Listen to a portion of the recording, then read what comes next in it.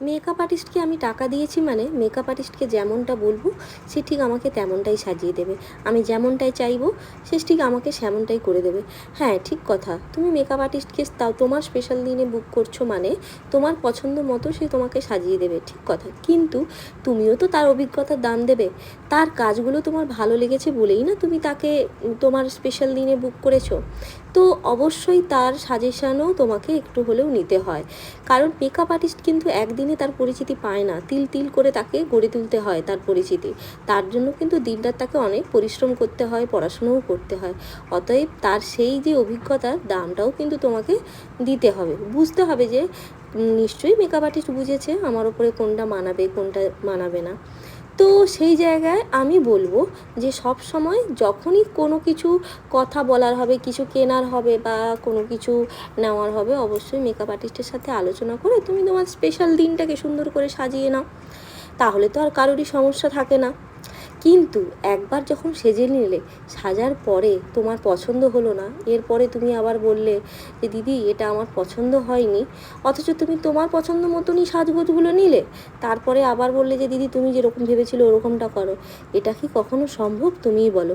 একজন ব্রাইডকে সাজিয়ে তুলতে মিনিমাম 2 থেকে আড়াই ঘন্টা কি 3 ঘন্টা লাগে আমি ধরলাম, কিন্তু সেই 3 ঘন্টা তার পরিশ্রমটা তুমি জলের মানে ফেলে দেওয়ার মতো অবস্থা। তারপরে কি করলে?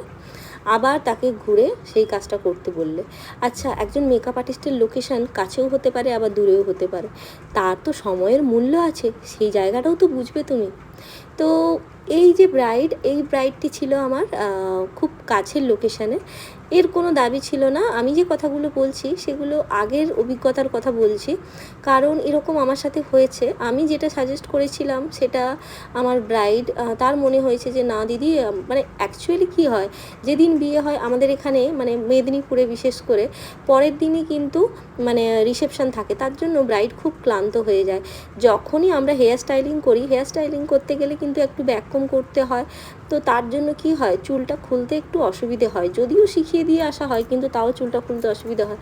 তখন তারা সাজেস্ট করে দিদি এইভাবে চুল করো না। এবার যখন দেখছে শাড়ি ড্র্যাপিং করতে সময় লাগছে, দিদি আমি এইভাবে শাড়ি পরবো না, অন্যভাবে পরাও।